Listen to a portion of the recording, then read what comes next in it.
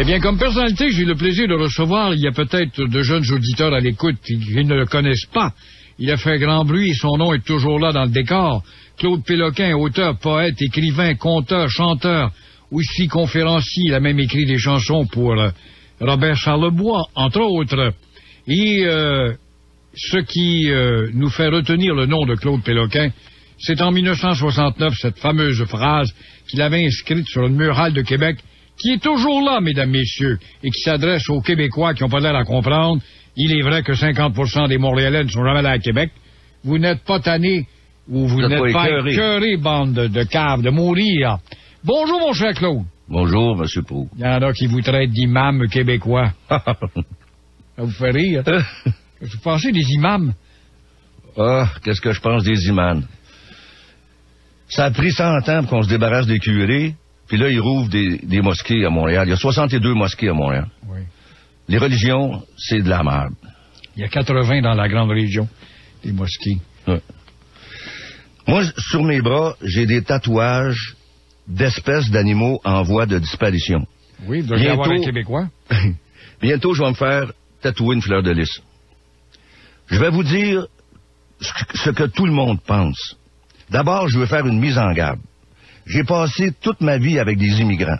J'ai été élevé à Rosemont avec des Grecs, des Polonais, des Russes, des Italiens. On n'a jamais eu de problème. Sauf que là, trop, c'est trop. Tout le monde est d'accord pour admettre qu'il y a trop d'immigration. On n'est pas responsable des problèmes du monde entier. Mais Jean Charest n'est pas d'accord avec ça. Il va augmenter le nombre. Ah oui, brillant. J'ai vécu avec des Noirs pendant des années. J'ai passé des nuits dans les bars comme le Rockhead, l'Esquire Show Bar. Aucun problème. J'ai sorti avec une Noire pendant 5 ans. Mes 3 plus grands amis sont espagnols, grecs et yougoslaves. Mon ami Sisto me transporte partout, il est haïtien. Donc ceux qui se préparent à me traiter de raciste, retournez donc dans vos pays tout de suite. Avez-vous des amis québécois si vos meilleurs amis sont des étrangers? J'ai ça aussi. L'équation est simple. Parce qu'on est des bons diables, accueillants comme l'étaient les Amérindiens, tantôt on va les avoir au travers de la gorge. On laisse rentrer à pleine porte une centaine d'ethnies, tous les jours, qui souvent viennent ici à cause de problèmes dans leur pays d'origine. Souvent, ces problèmes viennent du fait qu'ils font trop d'enfants ou à cause des religions multiples.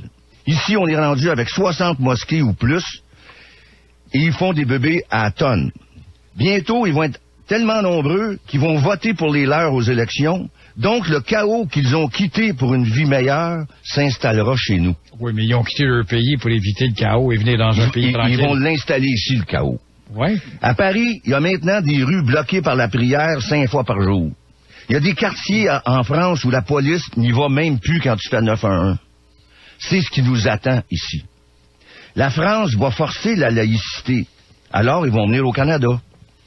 On est au Québec à cause de la langue française. Je ne veux pas voir le futur. Pourquoi? Il ne sera pas français? Non. On est fait. On est fait. On est donc, vous génocidé. N'êtes pas de mourir, bande de câbles? C'est un génocide.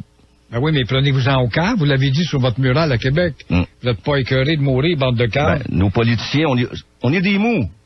Ils n'ont pas de colonne, les Québécois. Alors, Kennedy le dit, les nations faibles disparaîtront. Tu sais, le pape, il voit les immigrants comme une grande richesse pour l'humanité. Mais il n'y en a pas dans sa cour, lui. Tout le monde a remarqué que la multiplication des bureaux de change à Montréal... Qu'est-ce que le pape vient faire là-dedans? Il dit que c'est une richesse, l'immigration. Oui, c'est vrai. Donc, beaucoup d'étrangers... On voyager pour on voit une culture étrangère, c'est vrai. Beaucoup d'étrangers se servent de nos services sociaux, les hôpitaux, les écoles. Ils travaillent souvent au noir. En plus, ils fondent des religions qui sont exemptes d'impôts. Donc, ils ne mettent rien dans le pot. Oui, mais Claude... Ils sortent les capitaux en plus. Oui, mais il y a des bons patrons canadiens-français qui les embauchent, ces gens-là. Ouais, c'est ça. On se fait saigner de bord en bord alors qu'on voulait les aider. Et on dépense des millions pour aller se faire tuer chez eux. Le Québec est notre qualité de vie. Oubliez ça. Le chaos est tout proche. On ne peut survivre économiquement en envoyant de l'argent dans ces pays-là et en les laissant entrer chez nous en plus. En plus, ils renvoient de l'argent dans leur pays. C'est le serpent qui s'avale. Ben oui, mais toute communauté a fait ça. On envoie de l'argent quand on gagne On est un petit peuple, pour aider les nôtres qui sont plus mal pris dans On leur est pays. un petit peuple. On est génocidé par nous-mêmes et par Ottawa. Oui. Bon. Le comble, on importe le parent pour vieillir ici à nos frais, en plus.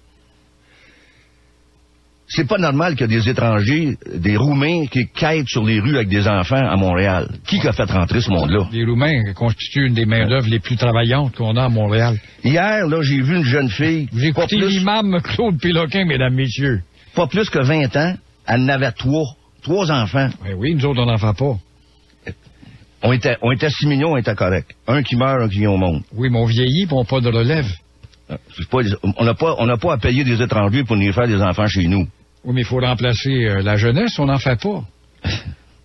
En tout cas, comme je disais tantôt, il nous a fallu 100 ans pour se débarrasser des curés, puis voilà que ça recommence. Les religieuses avaient toutes des problèmes de yeux à cause de leurs cornettes. Là, ça recommence avec les voiles. Ils vont tous porter des lunettes. Les religieuses ont impliqué l'hygiène, puis le civisme, et les hôpitaux propres.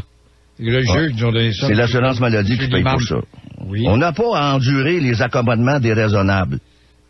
À minuit, j'ai un de mes amis qui a un club de danseuses. Oui. À minuit, le samedi, t'as des juifs assidiques qui rentrent dans les isoloirs pour aller jouer avec chez Mademoiselle. Oui, à minuit pile, ils rentrent. Oui. Les imams ont des compagnies de tissus. C'est eux autres qui font de l'argent avec les voiles. Sur la rue Hutchison, on sait ce que c'est, on l'a déjà dit, oui. Ils ont osé toucher... Là, vous parlez des bérets blancs de la communauté juive, c'est pas la même chose. C'est ça. C'est pas les imams, là.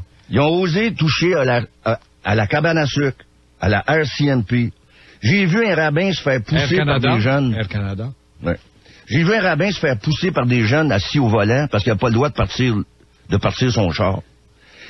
Il y a un hôtel au centre-ville. Le vendredi, ça. Il y a un hôtel au centre-ville qui a fait des trous dans des draps pour 350 chambres pour pas perdre une convention assidique. Oui.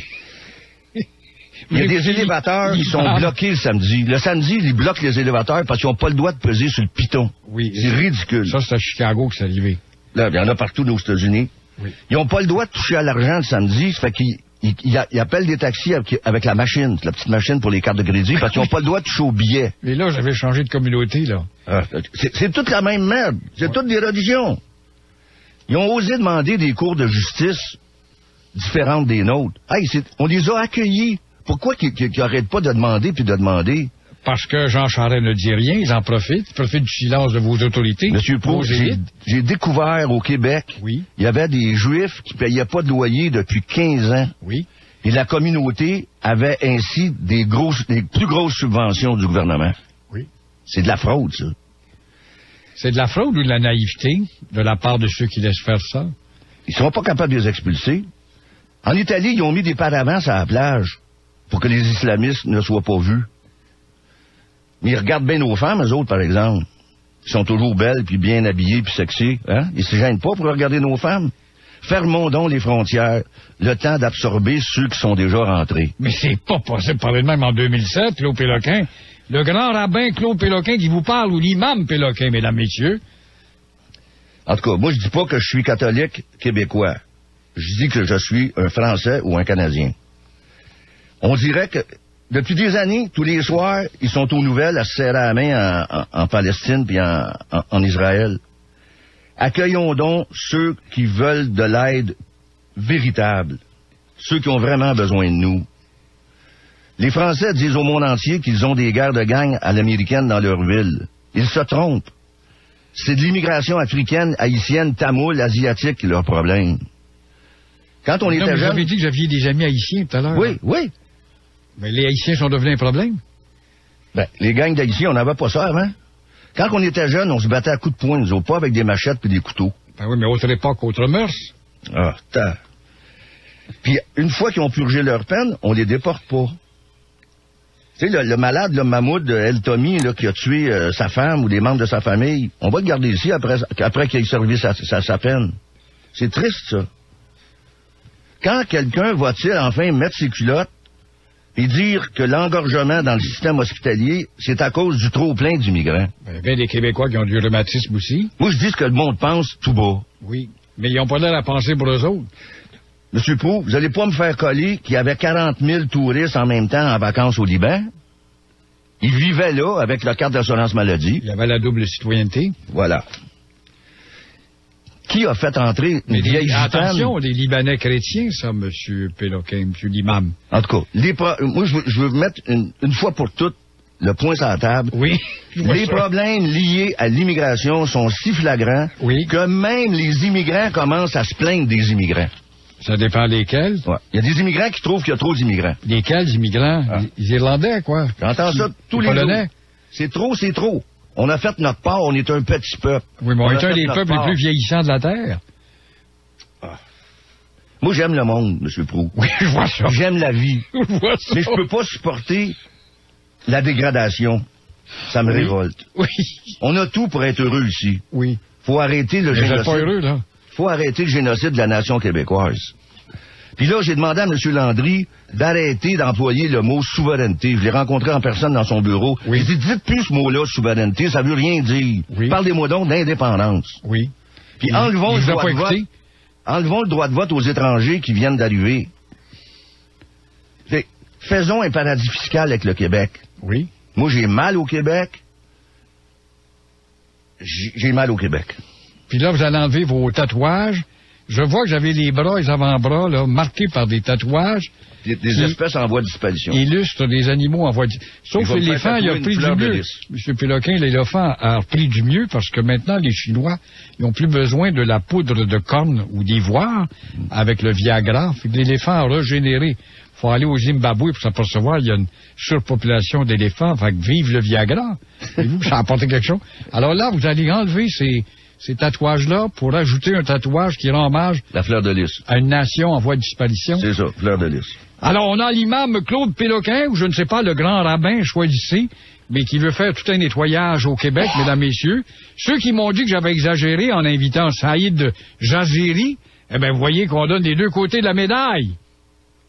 Le journal du midi se poursuit au 98.5 FM. Le FM parlé de Montréal. Besoin de rafraîchir votre garde-robe d'automne? Venez découvrir le tout nouveau magasin Beauvais du quartier 1030. Une vaste sélection de vêtements sport et habillés provenant des plus grandes marques de la mode masculine. Beauvais, élégance pour l'homme actuel. Personne n'a encore réussi à percer le mystère Bro à Greenfield Park, le seul concessionnaire Lincoln sur la rive sud. Invité, je ne sais pas si c'est un imam ou un grand rabbin, Claude Péloquin, auteur, poète, écrivain, conteur, chanteur, conférencier. Je ne sais pas s'il va y aller avec les conférences qu'il vient de nous livrer, mais il risque de se faire lancer des cailloux, dépendant à quel auditoire il va s'adresser. Pourtant, Claude, quand je regarde ta carrière d'hier aujourd'hui, cette pléthore de livres que tu as publiés, ces réflexions sur la murale de Québec, ou cette réflexion qui est encore classique et valable, ces compositions que tu as faites pour Robert Charlebois, entre autres chanteurs, je peux pas comprendre que tu en sois rendu à un degré d'acidité de la sorte à l'égard de l'étranger. J'ai mal au Québec. Oui, mais les Marocains parlent français, les Algériens, les gens du Maghreb, ils viennent contribuer à grossir la population. Tu vas à Rome, tu fais comme les Romains. Oui, mais c'est ce qu'ils font la plupart. En tout cas, les Haïtiens... J'ai dit ce que j'avais à dire là-dessus. Non, mais tu associes les gangs d'Haïtiens. Mais les pauvres Haïtiens qui se lèvent à 5 heures, travaillent sur la rue Chabanel, puis ils parlent ta langue, et souvent mieux que nous autres, sont un apport. On en laisse rentrer trop. Faut absorber ceux qu'on a déjà. Oui, mais on fait pas de... Là, tu parles quasiment comme la DQ. On ne fait pas de petits. Faut donc remplacer la population, si on veut. Non. On a fait notre part. On a fait notre part. Qu'ils aillent ailleurs. C'est assez. Mais vous allez les envoyer où? Ah, à Calgary. À Calgary. Ils vont en grand nombre parce qu'il y a du travail à Calgary. Faut aider ceux qui ont besoin de nous. Oui. Pas des réfugiés économiques. Les réfugiés économiques. Il y a des je suis tanné de parler de... Tous les jours, on se fait mal avec ça. Oh, mon Dieu. Puis en plus, il arrête pas de demander des accommodements déraisonnables. Qui nous laisse donc tranquilles puis qui embarque dans le bateau. Oui, mais il profite de la faiblesse des Québécois que tu défends. C'est ça. Alors, donc, ta phrase, vous n'êtes pas écœuré ou tanné ou écœuré de mourir, bande de câbles, elle vaut encore? Puis à Québec, j'ai 5 poèmes. J'ai 5 poèmes. On l'a, la paix. Je suis ici pour crier la beauté multidimensionnelle de l'homme. Voyez, espace que vous êtes. C'est dans le mur à Québec, ça aussi. Mais c'est rien que le Melin, c'est le Melin qui a parti le bal avec cette maudite phrase-là. Mais elle est encore actuelle. Ben, la mort est sur toutes les scènes. Mais je dis... Parle-moi de mon futur. Parle-moi de mon futur. J'ai deux de tes ouvrages ici, Le Cœur Everest, qui est beau d'ailleurs, publié chez Langto. Et toute la... C'est Michel Brûlé qui l'a sorti. Oui. Michel Brûlé, c'est le gars qui publie le plus de livres au monde, en un temps record. Je sais pas s'ils sont tous bien corrigés, par exemple. Oui. Mais, nombre d'ouvrages, on rappelle tout ça. Je vois qu'il y a eu des contrats avec des compagnies, le Cirque du Soleil, avec la FTQ. Tu as un talent de compositeur. Oui, tu as fait Lindbergh, je rappelle à l'auditoire qui te connaît pas, tu as composé Lindbergh. Ouais, Charles Lebois t'a acheté une caisse de coke en échange de ça? Non, rien acheté. Comment il s'appelle? Yvon Deschamps m'en a acheté un, par exemple. Il l'a mis au Manoir Rouville. Oui. Je viens de faire une chanson avec le petit Francis, qui a 9 ans. Arbre, mon ami. Ça vient d'être endisqué. Le disque est sorti il y a 2 semaines. C'est qui, ça, le petit Francis, c'est le petit bonhomme qui avait chanté avec Céline Dion à l'école des fans. Pas le à la petit gars télévision. Handicapé, là? Non. Pas lui? Non. C'est pas celui qui a chanté pour le pape, Francis. Non. Mais Francis, son disque vient de sortir et j'ai une chanson dessus. Oui. Et il fait un duo avec Serge Lama aussi. Qu'est-ce que t'as contre le pape, un homme de paix? C'est de la fraude, les religions. Bon. Ça paye pas d'impôts en plus. Fait que pour... Non, mais ça part de quoi, ça? C'est de la fraude des religions, puis ça paye pas d'impôts, c'est facile, là. D'accord. Merci de ton témoignage au nom de Michel Brûlé pour les 2 livres qui viennent de sortir. Cœur Everest et Sur l'îlot de Cupidon. Ouais. Je prépare une exposition à la galerie Yves Laroche le 15 novembre. Exposition de quoi?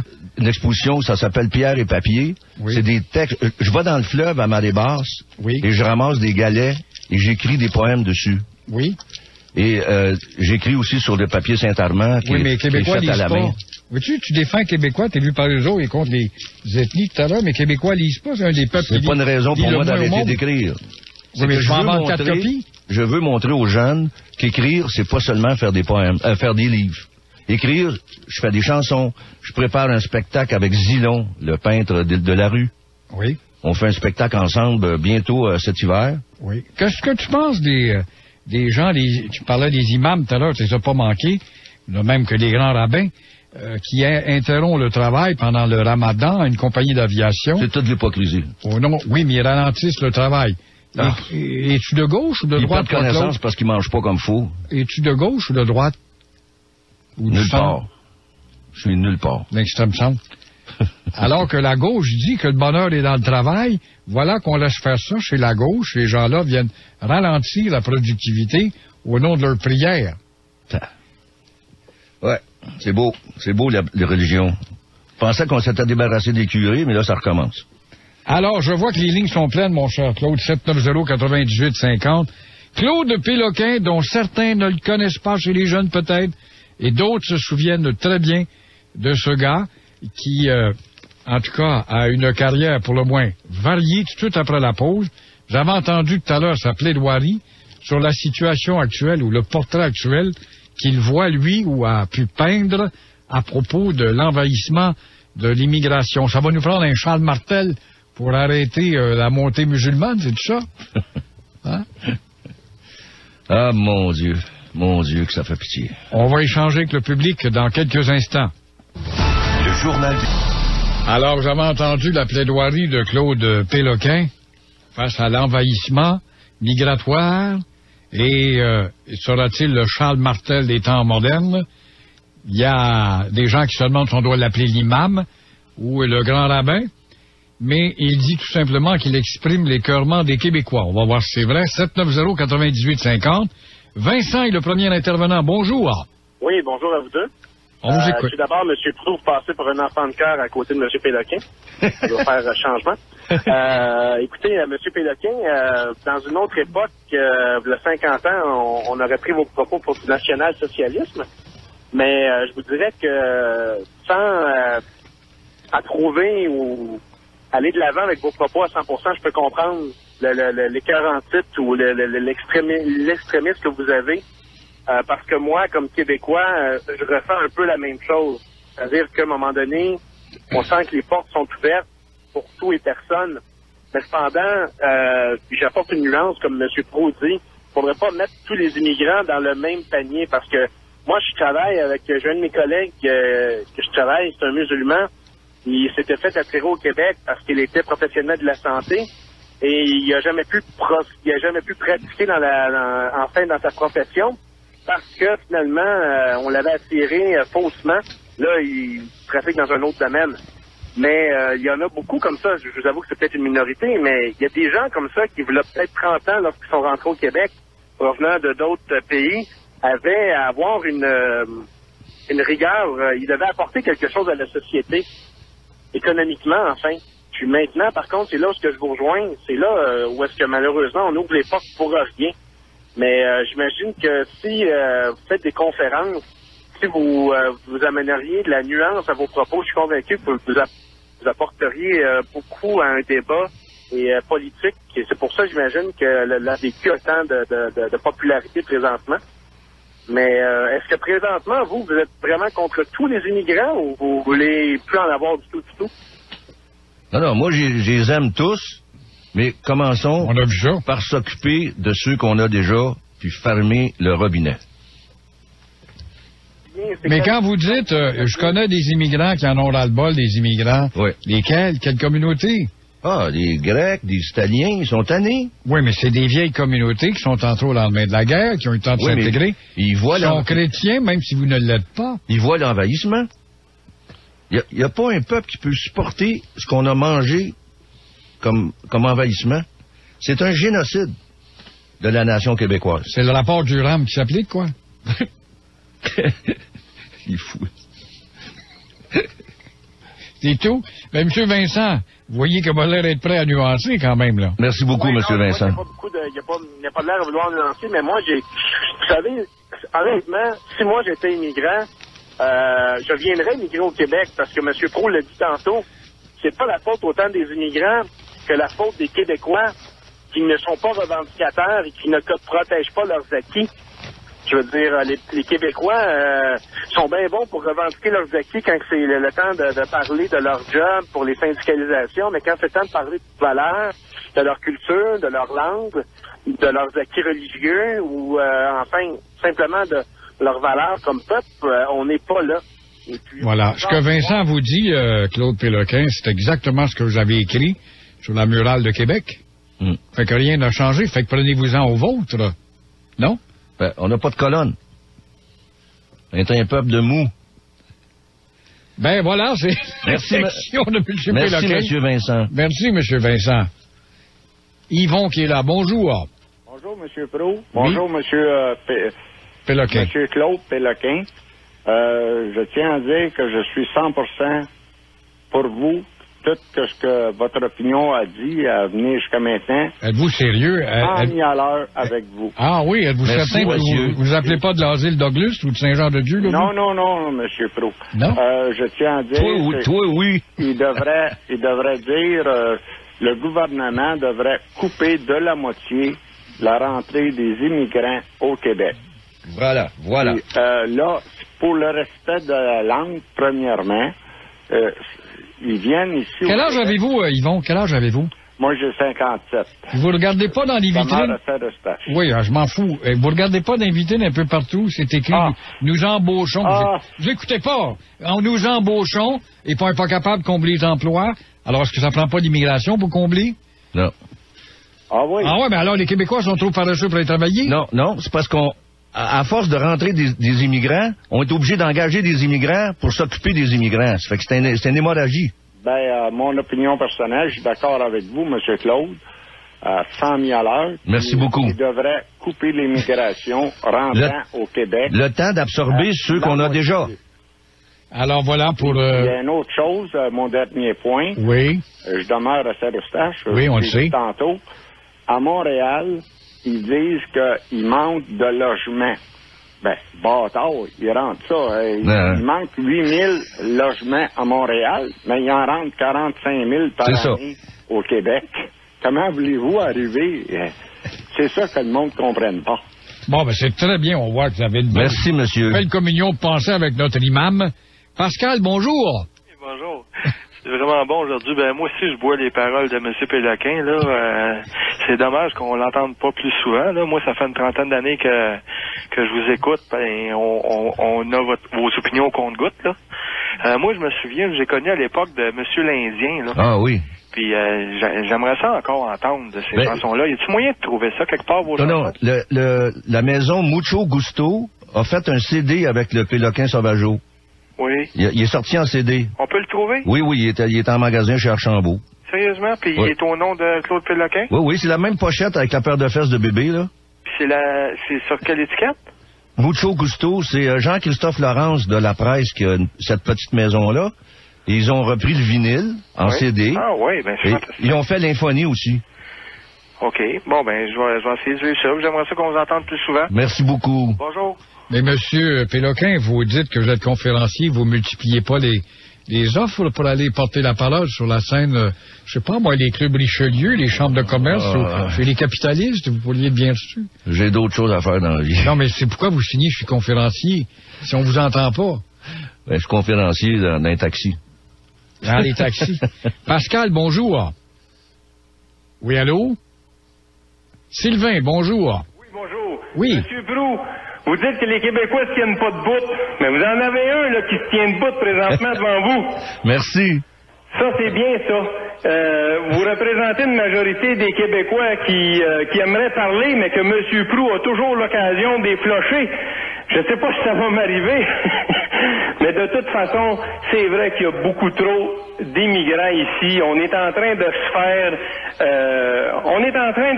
incendier. Monsieur Proulx, il sait pourquoi. Dans le passé, il était dans bonne gang, hein, comme on dit. Il était au PQ. C'est le seul parti qui vraiment va nous dicter la bonne voie, c'est l'indépendance. Oui. À partir de ce moment-là, on va vraiment pouvoir décider pour nous autres. Là, présentement, c'est le Canada C'est qui pas décide possible pour nous d'entendre autres. des sottises à C'est ça. un génocide. Mais Monsieur Sylvain, je vois qu'il nous parle dans une très grande maison, ça fait de l'écho tellement que son salon est grand. Mais il dit que c'est le PQ. Le PQ n'a pas votre discours, M. Péloquin. Le PQ ne parle pas en imam. Alors, comptez-vous sur le PQ pour l'appliquer politique souhaité par M. Sylvain? Qu'on commence donc qu'un vote péquiste soit un vote pour l'indépendance, plus de référendum. C'est de la merde. Bon, voilà la réplique, M. Sylvain. Merci beaucoup, ça nous a fait plaisir. Les supporters de notre imam aujourd'hui sont nombreux. On en a d'autres ou on doit aller on va aller à un autre, oui? Et c'est Dominique, bonjour. Bonjour, M. Proulx. Oui. Je voulais d'abord dire, fidèle à vos habitudes, vous avez mené une entrevue explosive avec M. Péloquin. C'était très, très le fun à entendre. Oui. Merci beaucoup. Je suis d'accord avec presque tout ce que vous avez dit, M. Péloquin, bien que je trouve que, à quelques égards, vous êtes un petit peu excessif. Par contre, j'ai l'impression qu'on mène le débat qui devrait être. Dans mon optique, on ne devrait pas appeler ça des accommodements raisonnables, mais de l'intégration raisonnable plutôt. Ça devrait être à eux de faire les compromis, puisque nous, on est déjà ici, on est habitués de vivre dans notre culture et selon notre historique. Regarde, je vais vous donner un exemple. Oui. En Haïti, la religion vaudou, des fois, quand il se passe quelque chose, disons qu'ils jettent des excréments, ils jettent des poulets, ils égorgent des poulets dans le milieu de la rue. Les Haïtiens qui sont à Montréal ne le font plus. C'est ça, ils se sont accommodés avec nous. Oui, C'est ça, intégré. Le vaudou n'est pas une religion, c'est une sorcellerie. Non, mais quand même, ils font ça en Haïti, mais ils le font pas à Montréal. Oui, t'es pas allé sur la Côte-des-Neiges le dimanche après-midi au mois de juillet quand on fait cuire les moutons sur le bord de la chaîne de trottoir, le nom de ta religion. En tout cas, c'est un chauffeur de taxi qui me disait ça. Oui. Les Haïtiens, ça va bien à Montréal, là. Êtes-vous déjà allé à rue Barclay au mois de juillet, dimanche après-midi, là? Non. Alors, merci, M. Dominique. Hein? M. Proulx, je voulais vous dire, félicitations, l'entrevue était excellente. C'était très le fun à écouter. Ah, je suis sûr que mes patrons vont adorer. Merci beaucoup. Il y en a un qui vous a traité de nazi tout à l'heure. Qu'est-ce que vous répondez à ça, M. l'imam? Pas des rumeurs, mon nom c'est Claude, pas Iman. Non, mais on vous a traité de nazi, c'est pas des farces, là. Ouf. On m'a traité de tout. J'ai tout vu dans ma vie, moi. Ça vous dérange pas? Pas du tout. Notre invité est Claude Péloquin, auteur, poète, écrivain, conteur, chanteur, aussi conférencier, radoteur et polémiste. quelle que soit sa position. Ses propos ne laissent personne indifférent. Au 98.5 FM. Vous écoutez le Journal du Midi avec Gilles Proulx. L'auditoire change. Là, tu veux t'en prendre aux Américains? Ben oui, parce ils durcissent leur position, leur politique d'immigration. Ben c'est ce que tu souhaites, toi-même? C'est nous autres que ça va empirer chez nous. Ils vont s'en venir ici. Oui, mais parce qu'on est des caves. C'est ça, on est des caves. Non, ben, il faut pas s'en prendre aux Américains. Ils font ce que tu souhaites faire. Oui, mais il est trop tard. Il est trop tard. Pourquoi qu'il est trop tard? Il est trop tard. Le mal est fait. Ah oui. Claude, tu veux dire que tu as une exposition importante bientôt qui s'en vient? Oui, chez Yves Laroche. C'est des textes de moi sur... Dans Vieux-Montréal? Oui, Saint-Paul, Saint-Laurent. Est-ce que les musulmans sont invités, les juifs sont invités? C'est toutes mes chambres pareilles. Ben oui, mais vous venez de leur lancer des pierres et les mettre dehors du pays, derrière une pelle à charbon. Je veux pas mettre personne dehors, je veux que ça arrête de rentrer. Alors ceux qui sont ici, vous les gardez? Ben oui, je les aime, moi. Ah bon? Ça ressemble plus du tout. Vous changez votre discours? Non, pas du tout. 790-98-50, on y va avec un autre. Steve, bonjour. Bonjour. Bon, ben moi, je suis tout à fait d'accord avec M. Péloquin. Je trouve qu'il est temps qu'on ferme la valve, qu'on règle nos problèmes. Puis je vous dirais que si on le fait pas, mais c'est exactement ce que M. Péloquin dit, là. On va être dans le trouble tantôt. On voit l'entour ce qui se passe. Puis on le sait qu'on s'en va vers ça. Ouais. On va être dans la misère. Hey, en France, là, ils ont des problèmes, hein? Ben, ils ont plus que des problèmes. Là, c'est partout, là. Là, on le sait. Ce qui est le pire, c'est qu'on le sait, puis on se dirige dans le trou. Ouais. C'est aussi simple que ça. On s'en va directement dedans. Il faut arrêter ça, parce que l'héritage qu'on va laisser à nos enfants, là, elle sera pas belle. Mais M. Steve, encore une fois, vous voyez pas plus loin que votre bout du nez. On n'a pas d'enfants. On n'en fait pas. On n'en a pas, on commence à en avoir, on commence à en faire. Faut pas se tromper, faut pas se tromper. C'est pas vrai, ça, c'est pas vrai, on commence à en faire, parce que les statistiques de cette semaine, vous avez entendu, là, c'est des gens, justement, des communautés ethniques qui font des enfants. Oui, mais comme M. Péloquin dit, comme vous disiez tantôt pour le travail, c'est un cercle. Faire rentrer du monde, faut que t'en fasses. Faire rentrer du monde, faut que t'en fasses. À un moment donné, il faut arrêter. On en a des problèmes, on le sait. Il va falloir créer des jobs. Il manque des loyers. On n'a plus... écoutez, on est à côté, là. On est complètement à côté, là. Faut arrêter. C'est pas possible. J'en viens pas, Claude. Vous êtes vraiment... Vous rayonnez auprès de ces gens-là. Vous dites, il va falloir créer des jobs. Le taux de chômage va bientôt aussi bas. Québec ferait augmenter le nombre de nouveaux arrivants de 20% d'ici 2010. C'est effrayant. Oui. C'est criminel. Ben oui, mais on fait pas d'enfants. Faut bien remplacer. On n'a pas d'affaire à payer des étrangers pour nous faire des enfants chez nous. Alors, OK, rentrons pas ce 20%-là dans 20 ans. Et la moyenne d'âge va monter à 62 ans. Ça va être beau. On va faire du rhumatisme. Non. Alors, OK, quels sont les jeunes qui vont prendre soin de vous à l'hôpital pour le rhumatisme? On était 6 millions. On était correct. Eh bien, voilà la réponse. Brian, bonjour. Bonjour, M. Brian. Bonjour. D'abord, je vous félicite d'avoir invité deux imams, l'un hier et l'autre aujourd'hui. Un imam québécois? Oui, un imam québécois aujourd'hui, un imam musulman hier. Mais sauf que celui d'hier, c'est un ignorant, parce que les imams, d'habitude, ce sont ceux qui savent seulement prier. Ce ne sont pas des intellectuels, ce ne sont pas des gens qui savent quoi dire sur la religion, surtout lorsqu'ils parlaient de seulement des comment ça s'appelle ça, des avantages. Alors celui hier est un ignorant et celui d'aujourd'hui il est quoi? C'est un ignorant aussi. Ça fait deux lumières. Deux imams ignorants, ils savent rien du tout. Ah bon? De toute façon, hier c'est passé ou on parle d'aujourd'hui? Aujourd'hui, Monsieur Claude, je lui dis ignorant, pourquoi? Parce que lorsqu'il parle des hôpitaux qui sont pleins d'immigrants, il est tort. Parce que l'âge moyen des immigrants qui rentrent au Québec, c'est 35 ans. Et en plus, avant d'arriver au Québec... Et c'est bon ce que vous dites, parce que l'âge moyen du Québécois est rendu à 39 ans. OK, mais attendez... Allez donc faire un tour d'urgence. Attends-moi finir mon opinion, s'il vous plaît. Là, avant de rentrer au Québec, ça prend des analyses médicaux. Oui, d'accord. Je ne vais pas faire le pédigree puis l'autopsie du cadavre, mais monsieur l'imam vous dit d'aller faire un tour dans les urgences pour voir...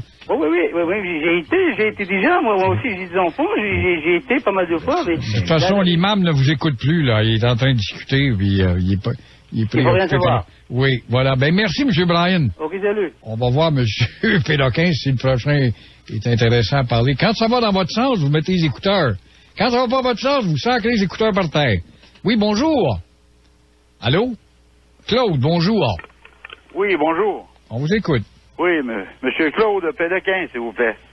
Ça va bien? Y a-t-il ses écouteurs, là? Ça va vite. Bon. Ben oui, Monsieur l'Indien, je me souviens de ça. J'avais été voir un film en même temps, à Comédie Canadienne. Oui. Hein, c'était Québec Duplessis, après La Grande Noirceur. Ouais, faites-moi rire avec La Grande Noirceur de Duplessis. Oui. C'est actuellement dans... Claude, est-ce qu'actuellement il n'est pas dans La Grande Noirceur, Claude? Des cons comme toi, Pérou, des assimilés. C'est pas grave de parler comme ça. Ah ouais, moi, ça en bas des escaliers, c'était un maudit cave de fête. Ah ouais, moi, gros, épais comme un bœuf plié en deux. La Grande Noirceur. Je vous parie que Claude Péloquin est prêt à réviser sa position pour propos de la Grande Noirceur. Mon cher Claude, est-ce qu'actuellement on n'est pas rentré dans une Grande Noirceur? Vous l'avez décrit tout à l'heure. C'était de la noirceur. On n'en est jamais sorti. Bon, ben voilà, maudit baveux qui est venu nous écœurer tout à l'heure. Non, il était sympathique. Ah ben oui, c'est sûr, ça te plaisait. Alors, mon cher Claude, révérend Claude, ça nous a fait plaisir de vous recevoir. Merci, ça a passé M. vite. Proulx. On rappelle, vous avez nombre d'ouvrages, mais vous allez avoir une exposition pour ceux qui veulent mieux vous connaître, qui a lieu... À la Galerie Yves-Laroche au mois de novembre. C'est-à-dire, quelle date? Le 16, à partir du 16 novembre. Pour combien de temps? Une semaine. Pour une semaine? Oui. Et en espérant qu'on va tout vendre, ça va me permettre de continuer à écrire. Vous êtes riche? Vous êtes devenu riche avec toute votre production? Non. Pas du tout? Non, je suis bien. Vous êtes bien, j'ai eu de l'aide. Ah oui? De l'aide gouvernementale? Non.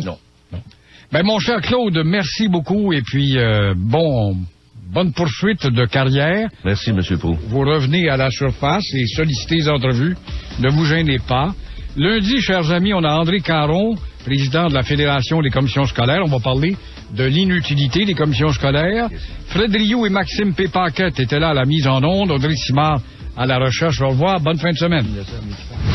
La radio d'aujourd'hui vous a présenté le Journal du Midi avec Gilles Proulx au 98.5 FM. Le FM parlé de Montréal.